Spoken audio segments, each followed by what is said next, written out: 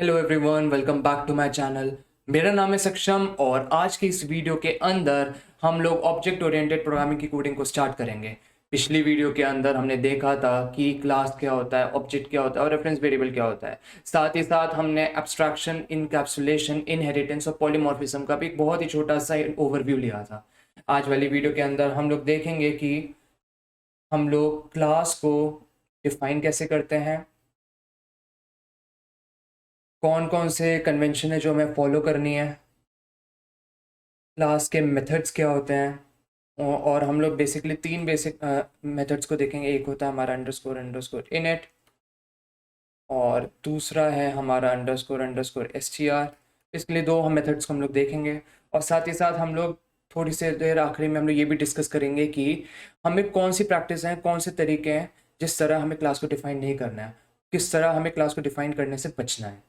तो हम उन सारी प्रैक्टिसेस को भी डिस्कस करेंगे।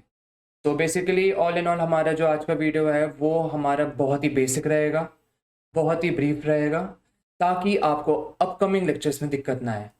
मेरी कोशिश ये रहेगी कि आपको एक ही बार में ढंग से क्लास का बेसिक्स आपको क्लियर हो जाए, क्योंकि अगर आपको आज वाली वीडियो में दिक्कत आई तो आपको नेक्स्ट वीडियो और उसके बाद वाली वीडियो में और दिक्कत आएगी, क्योंकि वो थोड़ा सा एडवांस टॉपिक है। तो बिना किसी देरी के स्टार्ट करते हैं। मैं आपको रिमाइंड कराऊंगा, आपने मेरे चैनल को सब्सक्राइब नहीं किया तो इसे प्लीज़ कर दीजिए, और वीडियो अगर आपको पसंद आए तो इसे प्लीज़ लाइक भी कर दीजिए। तो चलिए स्टार्ट करते हैं। तो सबसे पहले हम लोग स्टार्ट करते हैं अपनी क्लास को डिफाइन करके।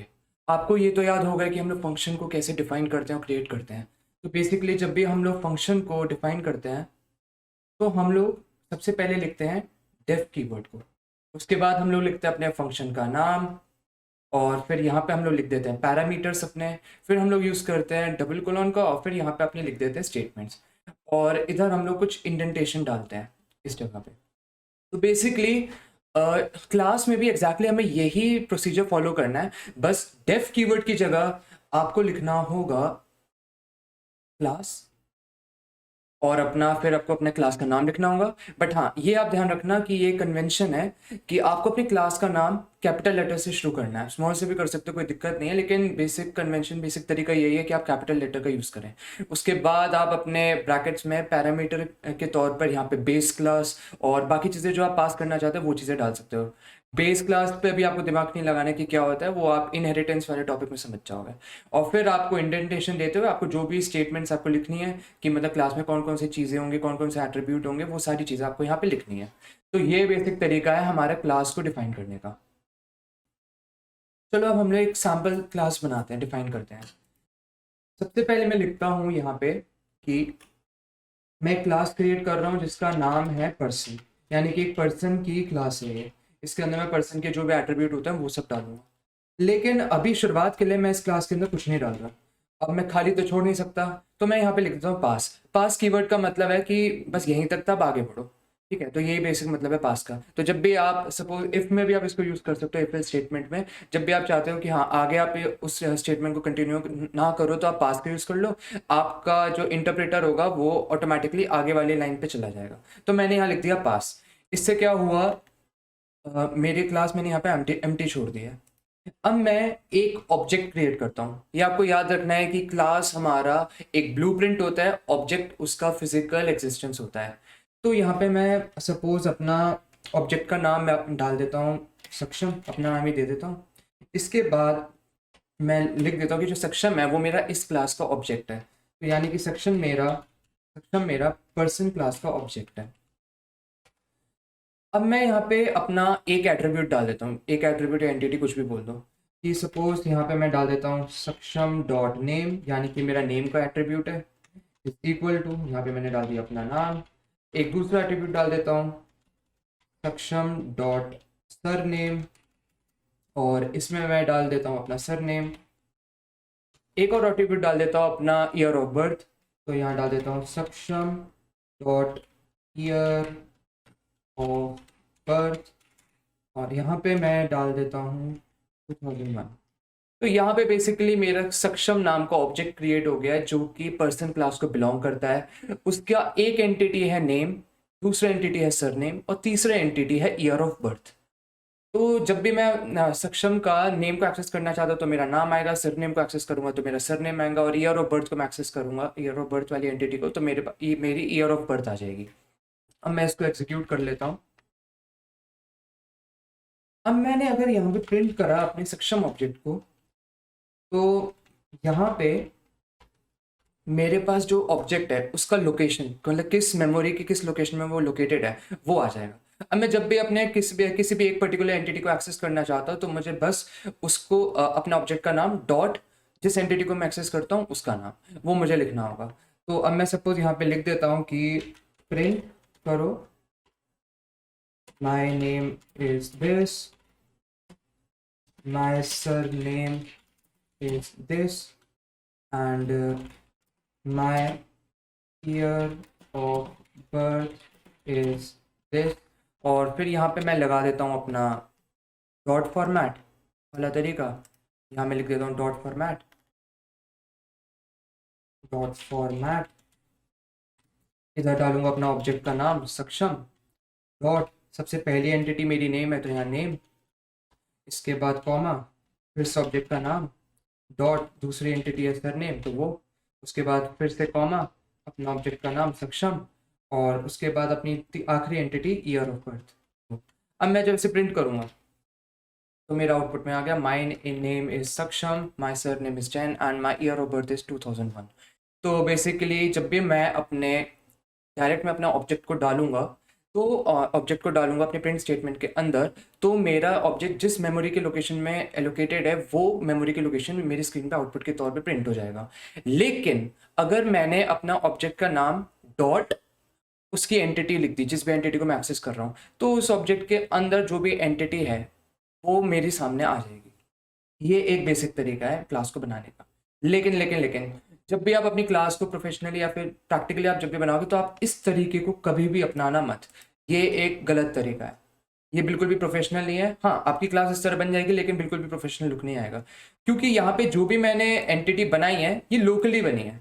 मेरी क्लास खाली है, मेरी क्लास के अंदर कुछ नहीं है। बेसिकली मेरा ब्लूप्रिंट जो है वो खाली है, ब्लूप्रिंट में कुछ नहीं है। मैंने ऐसे ही रैंडमली एक फ्लैट बना दिया है।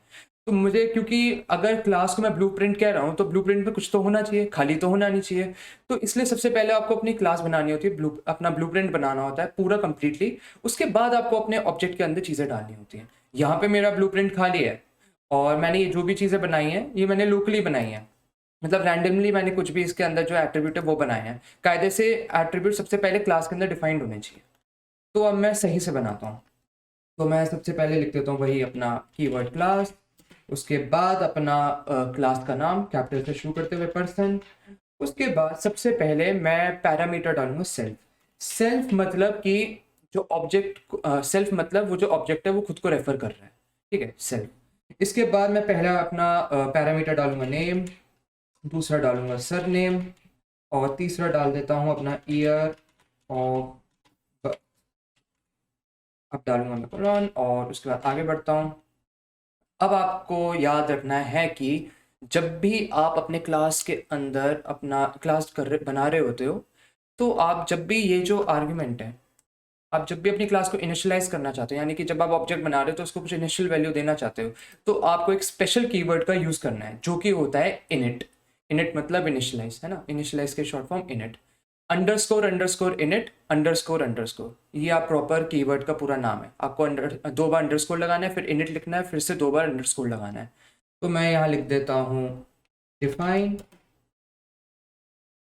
इनिट, फिर से डबल अंडरस्कोर, और इसके बाद मैं यहाँ लिख देता हूँ अपना जो मेरे पैरामीटर है। सबसे पहले लिखूंगा सेल्फ,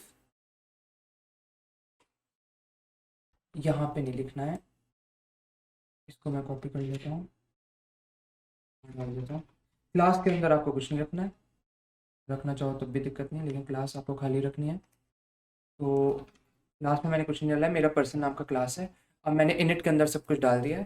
तो init self name surname year of birth. अब मैं यहाँ डाल देता हूँ self dot name is equal to name. अभी आपको आगे समझ में आ जाएगा मैं क्या कर रहा हूँ। फिर डाल देता हूँ self dot surname equal to sir name.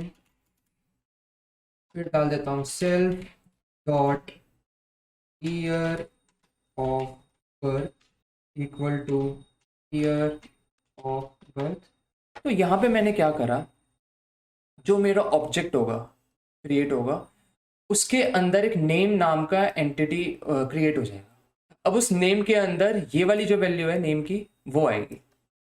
तो इसका मतलब ये है कि मेरा एक ऑब्जेक्ट क्रिएट होगा जिसके अंदर मेरे कुछ 3 एंटिटी होंगी, एक होगा नेम का, एक होगा सरनेम का, एक होगा ईयर ऑफ बर्थ। जब भी मैं अपना इनिशियलाइज करूंगा ऑब्जेक्ट तो उसके अंदर मैं कुछ वैल्यू डालूंगा नेम की, सरनेम की, ईयर ऑफ बर्थ की। तो जब मैं नेम डालूंगा तो वो ऑटोमेटिकली यहाँ पे आ जाएगा, सरनेम डालूंगा तो वो यहाँ आ जाएगा, और ईयर ऑफ बर्थ डालूंगा तो वो ईयर ऑफ बर्थ वाले एंटिटी के आगे आ जाएगा। ये ज़रूरी नहीं है कि जो आपने पैरामीटर में आपने नाम डाले, जैसे यहाँ मैंने नेम लिखा है तो वो यहाँ, मैं यहाँ पे भी चेंज कर सकता हूँ या नेम की जगह मैं कुछ और लिख सकता हूँ, ताकि फिर मुझे बाद में इजी रहे पढ़ने के लिए कि हाँ ये नेम एंटिटी है, ये सरनेम एंटिटी है, ये ईयर ऑफ बर्थ है। तो इसलिए मैं यहाँ पे जो मैंने पैरामीटर के नाम डाले वही मैंने एग्जैक्टली यहाँ डाल दिए हैं। मैं चाहूँ तो चेंज कर सकता हूँ, मैं चेंज करके भी दिखा दूंगा, बट जनरली लोग नहीं करते हैं, जो उनका पैरामीटर का नाम होता है वो वही रखते हैं। अब मैं इसको रन करता हूँ। तो अब मैंने अगर यहाँ पे प्रिंट करा अपना सपोज मैंने अपना एक पहले ऑब्जेक्ट बना दिया अपने नाम का, Saksham is equal to person class का ऑब्जेक्ट, और अंदर मैंने वैल्यू कुछ डाल दी है, सपोज वही अपना नाम सक्षम, अपना सरनेम, और उसके बाद ईयर ऑफ बर्थ।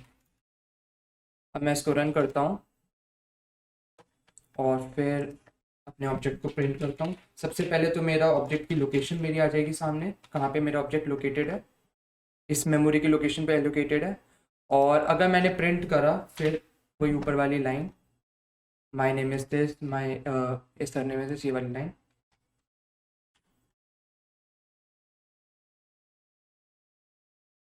तो आप देख सकते हो पहले की तरह ही मेरा पूरी ये जो लाइन है, माई name is Saksham, my surname is this and my year of birth is this, ये मेरी प्रिंट होगी स्क्रीन पे।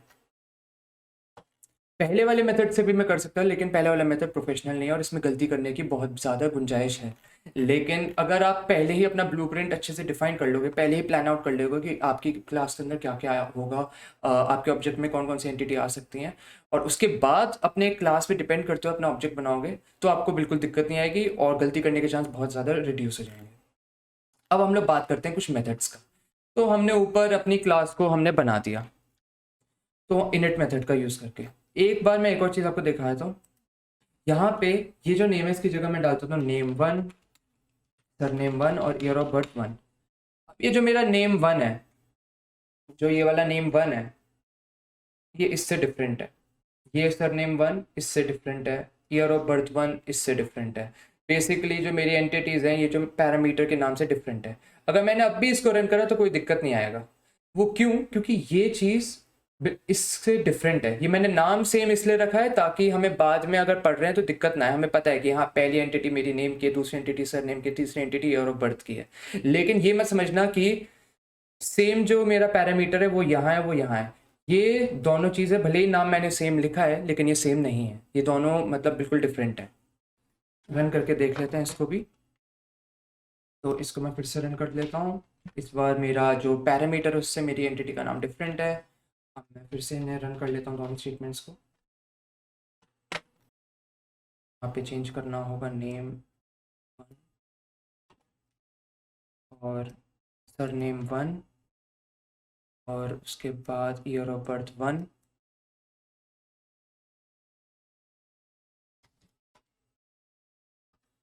कोई दिक्कत नहीं है, पहले जैसे ही मेरा आउटपुट फिर से आ गया है।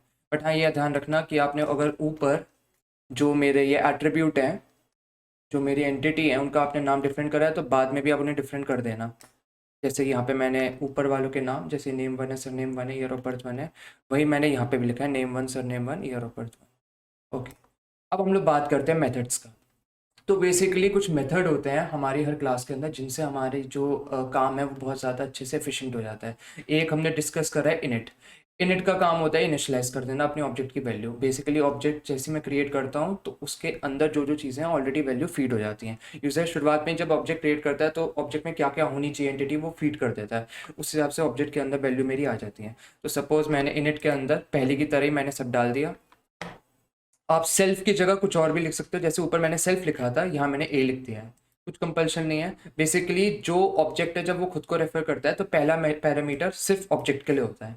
इससे पहला जो भी आप पहला पैरामीटर होता है ऑब्जेक्ट उसे खुद का मानता है, और फिर जो भी आप उसमें पैरामीटर पास करते हो फिर वो ऑब्जेक्ट के अंदर आते रहते हैं, बेसिकली पहले वाले पैरामीटर में।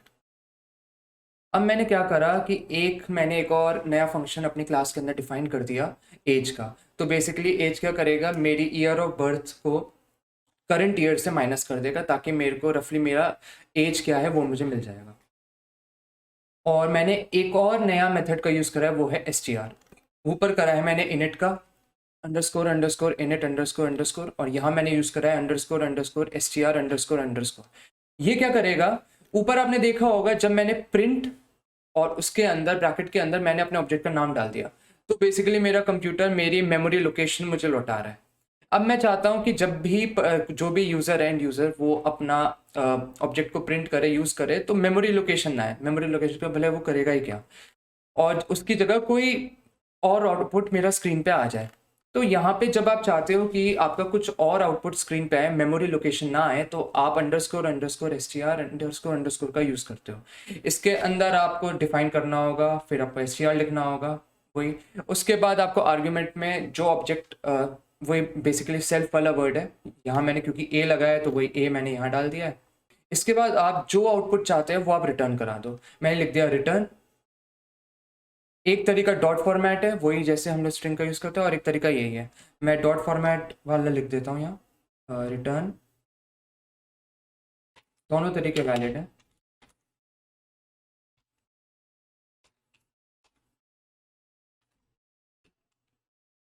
ब्रैकेट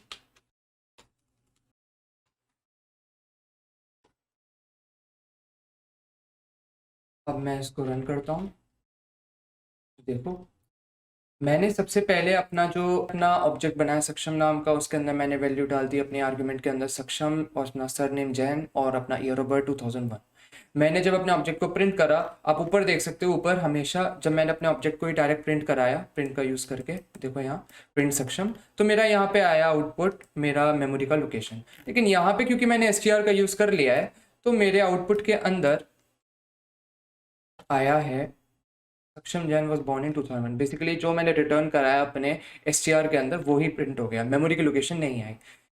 और अपना मैंने जब अपने फंक्शन को यूज़ करना चाहा एज वाला, तो मैंने क्या करा, अपना प्रिंट सक्षम अपना फंक्शन लगा लिया एज वाला, और अपना जो करंट ईयर चल रहा है वो मैंने डाल दिया, तो मेरा एज भी आ गया यहाँ पे।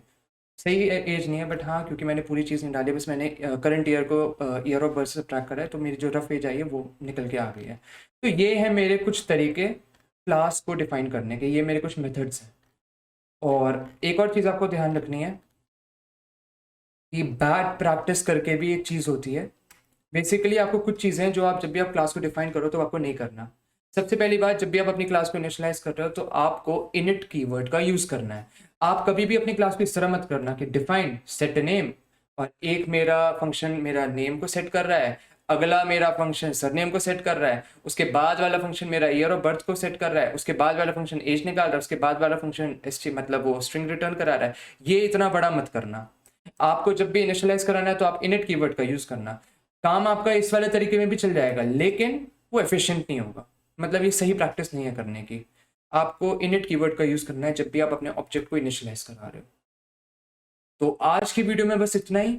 अगली वीडियो के अंदर हम लोग एब्स्ट्रैक्शन इनकैप्सुलेशन देखेंगे, और एब्स्ट्रैक्शन इनकैप्सुलेशन में फ़र्क क्या होता है, इन सारी चीज़ों को हम लोग अगले वीडियो में कवर करेंगे। अगर आपको आज की वीडियो पसंद आई हो तो उसे लाइक कर दीजिए, और चैनल सब्सक्राइब नहीं किया तो उसे प्लीज़ सब्सक्राइब भी कर लीजिए। तो चलिए अगली वीडियो में मिलते हैं। बाय।